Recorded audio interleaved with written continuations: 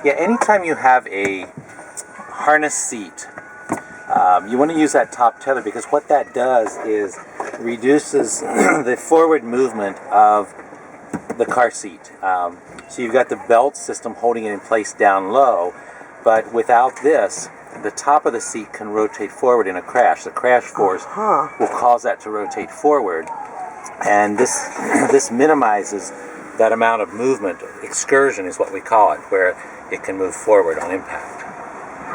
Yeah. Did you know that? Did you know that you had to use that? No, I didn't. Is that some interesting information for you? It's a very educational. So think about it this way: if there's a crash, the car seat's held in at the bottom, but it's not being snug at the top. Watch the movement. The bottom stays fairly well put, but the top can do this. Yeah, that makes sense. And believe it or not, it can rotate in a pretty severe crash. It can rotate easily 12, 14, 18 inches forward. Oh my goodness. And for a restraint of this size and weight, there's a lot of force that can move forward. One finds the top tether anchor point behind the seat? Yeah, in SUVs, it might be, in this case, it's right here in the floor. It's clearly marked with a little emblem there, and you can see the hook here that it attaches into. Mm-hmm. In some SUVs, it'll be on the back of the seat, down low here somewhere. It'll be marked. It might be up around here. In some rare cases, it's up in the top here.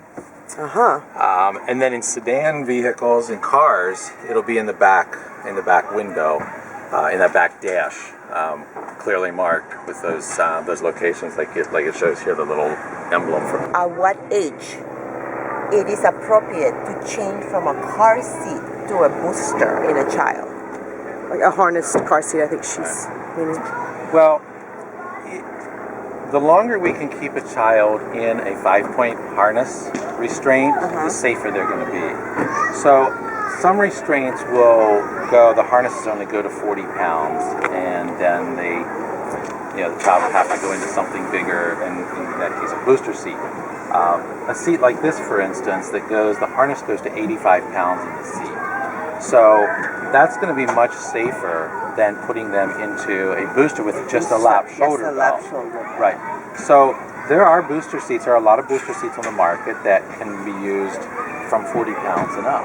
But it's not safe. But it's not as safe as a seat that has a 5-point harness.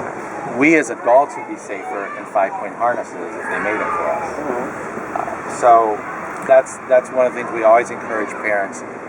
Don't rush that child to the next step. Yeah, obviously we need to make sure that the restraint is appropriate and big enough for that child. If the child's 40 pounds and that seat only goes to 40 pounds with the harness, they need to be in something bigger. But if the seat goes to 85 pounds like this one with the harness, that harness goes to 85 pounds and the child's 45 pounds, there's no need to move them to a booster seat. This is going to be the safer option.